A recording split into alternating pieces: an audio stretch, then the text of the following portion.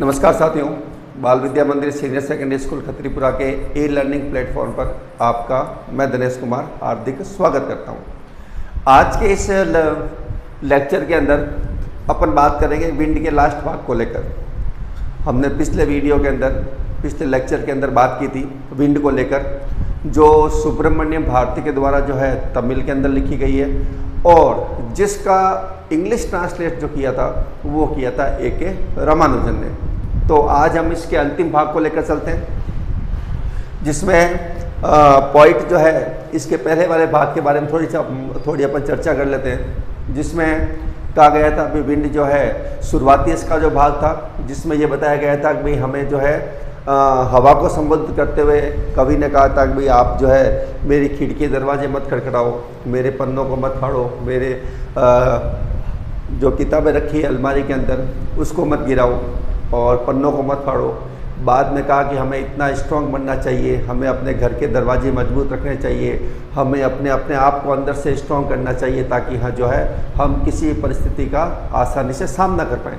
कवि का कहने का मतलब यहाँ है कि विंड को एक संकेत देते हुए, हवा को एक संकेत देते हुए, हवा की तुलना जो है यहाँ उन्होंने की है कठिन परिस्थितियों से। हमारे जीवन में हर दिन रिस्क आती रहती है, जोखिम आता रहता है और हमें उस जोखिम को पार करते हुए आगे बढ़ना पड़ता है। अब यहाँ विंड के माध्यम से कवि हमें जो ये बताने का प्रयास करते हैं कि हमें जोखिम का जो डटकर मुकाबला करना है, हमें जोखिम से हार नहीं माननी। अगर हम हार मान लेंगे, हम कमज़ोर हो जाएंगे तो जो है वो हमें नुकसान पहुंचाएगा, हमें आगे बढ़ने से रोकेगा। क्योंकि हर कोई कमज़ोर व्यक्ति जो होता है वो किसी भी प्रकार की परिस्थिति का सामना करने में असफल हो जाता है और अपने आप को कमज़ोर महसूस करता है। तो कवि यहाँ ये संकेत दे रहा है कि अपने आप को मजबूत रखें। जब आप अपने आप को स्ट्रांग रखेंगे इमोशनली रूप से, फिजिकली रूप से, तो आप जो है जो कठिन से कठिन आपके जो समय होगा, परिस्थिति होगी, उससे आप निकल पाएंगे और अपने लक्ष्य को आगे बढ़ पाएंगे। परिस्थितियां भी आपका सहयोग करेगी जब आप मजबूत होंगे। अगर आप मजबूत नहीं होंगे, परिस्थितियां उल्टा आपका जो है शिकार कर लेगी सहयोग करने के बजाय। तो यहाँ लास्ट पंक्ति के अंदर जो है, लास्ट ये जो स्टेंजा है उसके अंदर सुब्रमण्यम भारती ने यही समझाने का प्रयास किया है कि हमें स्ट्रांग रहना है। अगर हम स्ट्रांग रहेंगे तो जो विपत्तियां हैं, जो हमारे एंटी है, विरोधी है, वो भी हमारा सहयोग करेंगे और यदि हम कमज़ोर रह गए तो वो हमें दबा देंगे, कुचल देंगे और हमारा जो है काम सही ढंग से नहीं हो पाएगा। देखते हैं इसके अंदर क्या है। सबसे पहले इसने लाइन दी है द विंड ब्लोज आउट, का मतलब बुझा देना। Sorry, the wind blows out, blows out का मतलब बुझाना होता है। हवा जो है बुझा देती है किसको? वीक फायर्स, जो कमजोर आग होती है उसको बुझा देती है। जैसे आप कहीं हवा के अंदर तिल्ली जगाते हैं तो आप बार बार प्रयास करेंगे, हवा का झोंका आएगा, तिल्ली को बुझा देगा। क्यों?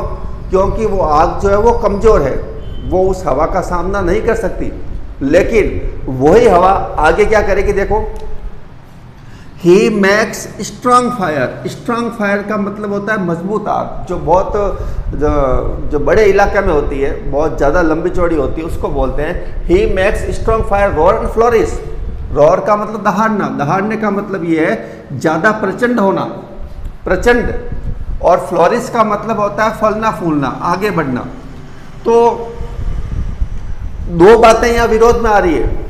कैसे विरोध में आ रही है? कि हवा जब आग कमज़ोर होती है, छोटी मात्रा में होती है, उस आग को बुझाने का काम जो है वो हवा कर देती है। लेकिन अगर वही आग बहुत स्ट्रांग हो, बहुत मजबूत हो, तो हवा का झोंका जो है उसे प्रचंड बनाने का प्रयास करता है, उसका सहयोग करता है और उसको फ्लोरिश करता है, आगे बढ़ाता है।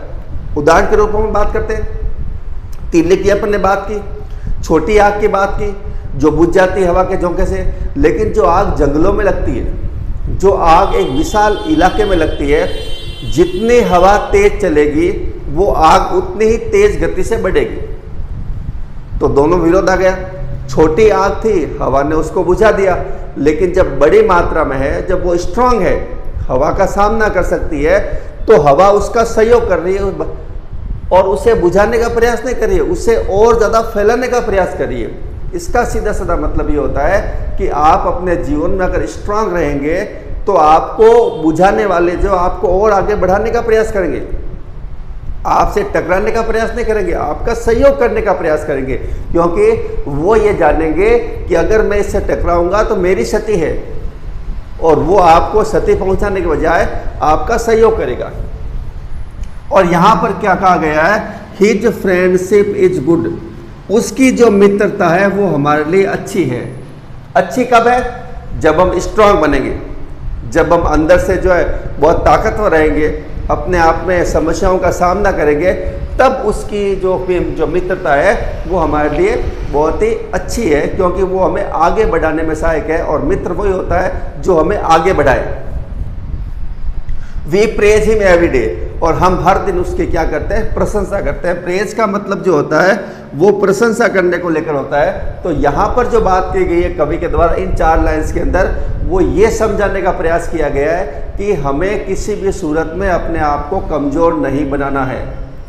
यदि हम कमज़ोर बनाएंगे तो जो शक्तियाँ हमें नुकसान नहीं पहुँचा सकती वो भी हमें नुकसान पहुँचाएगी, और यदि हम कमज़ोर नहीं बनेंगे, हम ताकतवर रहेंगे, तो जो शक्तियाँ हमें नुकसान पहुँचाने वाली है वो भी हमारा क्या करेगी? सहयोग करेगी, हमें जो है आगे बढ़ने में मदद करेगी।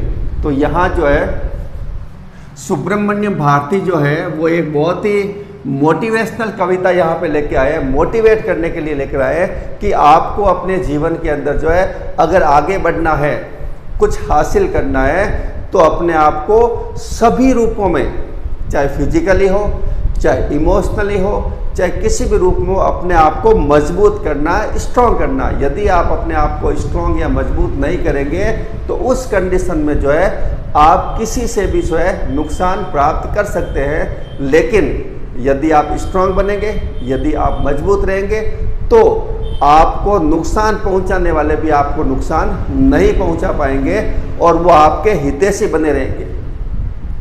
दो शक्तियां जब आपस में टकराती है, दोनों बराबर की होती है, तब किसी को नुकसान ज़्यादा नहीं होता है, और वो अपने आप में टकराने से बचती है, क्योंकि वो ये जानते हैं कि क्षति इसको भी होगी, क्षति मुझे भी होगी। लेकिन यदि एक ताकतवर है और दूसरा कमज़ोर है, तो फिर ताकतवर जो है कमज़ोर के ऊपर आसानी से क्या कर लेगा? जो अधिकार कर लेगा, उसको अपनी शरण में ले लेगा।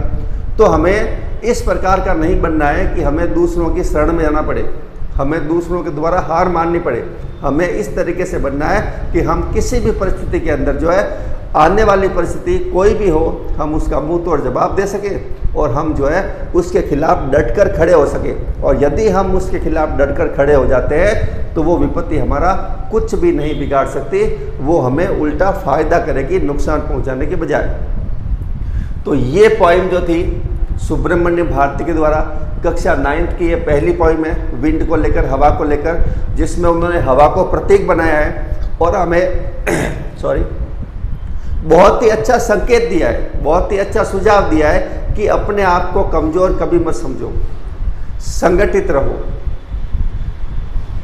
अपने आप को अकेला रखने का मतलब ये हो गया कि आप जो है कमज़ोर लगातार बनते जा रहे हैं। अपने आसपास के वातावरण को इस प्रकार से ढालो कि सब आपका सहयोग करने के लिए तैयार है, और जब सहयोग सब करने के लिए तैयार होते हैं तो मित्रों आपको मालूम हुआ कि एकता में शक्ति होती है, और जब एकता होगी, शक्ति होगी, तो हमारा कुछ भी जो है अहित नहीं हो पाएगा। लेकिन जब हम अकेले रहेंगे, तो आपने वो कहानी सुनी होगी 9th के अंदर या 8th के अंदर आपने पढ़ा होगा, लकड़हारे को लेकर कि भाई उसने अपने पुत्रों को बुलाया, लकड़ी का गट्ठर दिया उनको, और फिर एक एक लकड़ी तोड़ने के लिए कहा।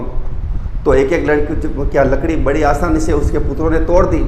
अब उन्होंने कहा कि ये गट्ठर पड़ा है, इस गट्ठर को आप तोड़ने का प्रयास किए एक साथ, लेकिन कोई भी व्यक्ति जो है, कोई भी उसका पुत्र जो है उस गट्ठर को नहीं तोड़ पाया। तो उसने कहा था कि आप जब अकेले रहोगे तो आपको कोई भी हानि पहुंचा सकता है, कोई भी आपको तोड़कर चला जाएगा, कोई भी आपको नुकसान पहुंचा कर चला जाएगा।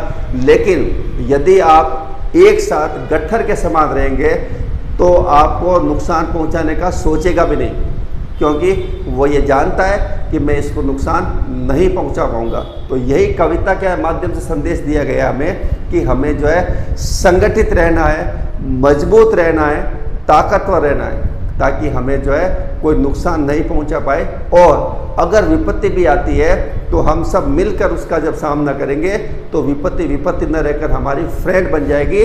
जिस प्रकार यहाँ पर जो है एक फायर को हमारा क्या कहा गया, फ्रेंड कहा गया है, क्योंकि जब हम मजबूत होंगे तो हमें और आगे बढ़ने में ये सहायता करेगी।